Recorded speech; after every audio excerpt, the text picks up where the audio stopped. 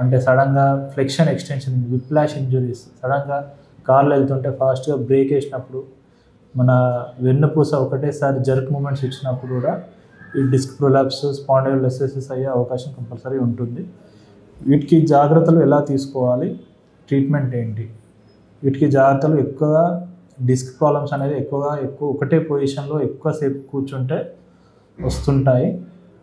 Example software employees ఒకటే పొజిషన్లో ఉంటారు, వాళ్ళ పోస్చర్ కరెక్ట్గా ఉండదు.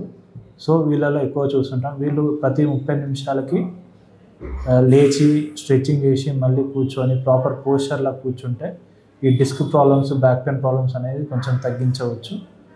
ఇంకొకటి అక్యూట్ బ్యాక్ పెయిన్, అంటే లెస్ దాన్ 12 వీక్స్, 12 వారాల లోపల బ్యాక్ పెయిన్ ఉన్న వాళ్ళకి పెయిన్ కిల్లర్స్, మజిల్ రిలాక్సెంట్ వల్ల బెడ్ రెస్ట్, అంటే రెండు రోజులు బెడ్ రెస్ట్ తోటి కొంచెం ఉపశమనం అనేది ఉంటుంది.